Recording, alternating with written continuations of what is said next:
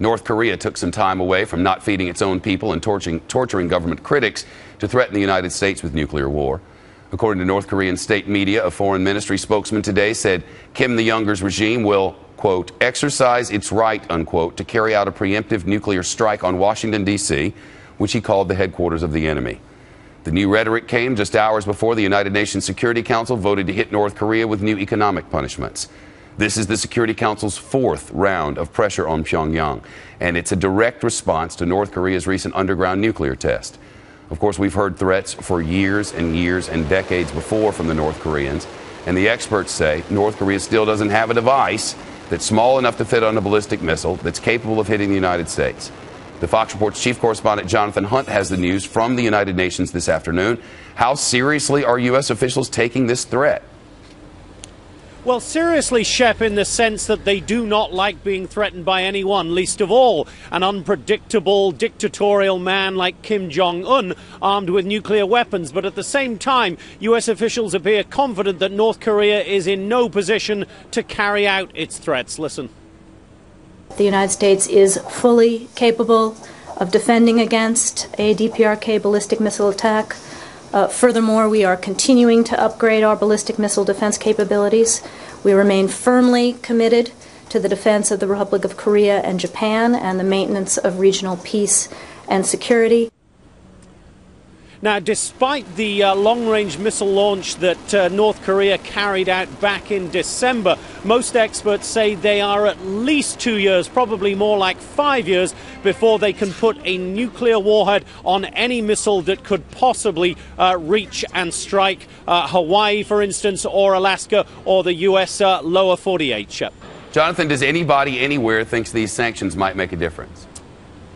Well, certainly the U.S. ambassador to the United Nations, Susan Rice, thinks that these are some of the most sweeping sort of punishments ever leveled by the Security Council. Listen. Taken together, these sanctions will bite, and bite hard. They increase North Korea's isolation and raise the cost to North Korea's leaders of defying the international community. Now, the key here is China. The Chinese have signed on to this resolution. That is very important. But there is a big difference to signing on to the wording of a resolution and actually carrying out the actions required by that resolution. The Chinese ambassador to the UN did speak earlier, and so far he appears to be talking the talk about walking the walk. But that remains to be seen, and it is something U.S. officials will be watching very closely, Shep. Jonathan, thanks. Probably one of the best versed humans on North Korea in the United States is with us now. The former New Mexico governor and U.S. ambassador to the United Nations, Bill Richardson, is here. He has visited North Korea several times and seems to have a decent idea of what's happening. What's happening? Well, what is significant about these sanctions is that China not just has signed on, but my understanding is they helped draft this. China is very upset with the last long-range missile of the North Koreans, and they have leverage over North Korea. They provide them with food, fuel, political protection weapons at the United Nations, weapons. So I think this is significant. Now, what is a bit disturbing is North Korea always engages in this very tough rhetoric. But this time, Shep, it seems a little excessive. I'm a little concerned, not that they're going to attack the United States with a long-range missile. We have 28,000 troops there a mile from them. Right. But the concern I have is a conflagration possibly with South Korea, with some of their neighbors. It seems that the North Korean military has the upper hand over the civilian side there. That's troublesome because the foreign ministry, this is the people we met with when I was there with Google and Eric Schmidt. They seemed more moderate, but it seems that the young new leader is being influenced by the hardliners, perhaps his uncle, by the military. So that's a little troublesome. The rhetoric is, you know, you have to take it not that seriously, but this time it's intensified, and I'm worried about some kind of incident. Dennis Rodman. Well, he got in to see the dear leader, and I didn't get in. Or was Eric it helpful? In a way, Governor.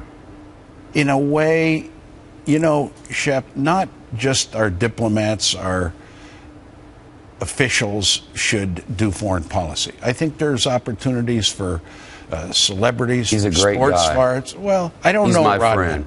I don't know Rodman, but he got in. Yeah, he did. And the picture of him and Kim Jong-un, you know, it's maybe through some kind of sports diplomacy, the way we did it with China, ping pong diplomacy. Well, that's what Rodman said. He likes basketball. Let's start there. You open up things. I don't want to diminish Rodman, but the reality is that somebody has to get to this new North Korean leader. We can't just isolate him, sanction him. Okay, these sanctions, I think, were appropriate after the last blast they have. But eventually, you know, these guys may have 6 nuclear weapons. We've got 50,000 troops. We've got security interests there. So we need a dialogue.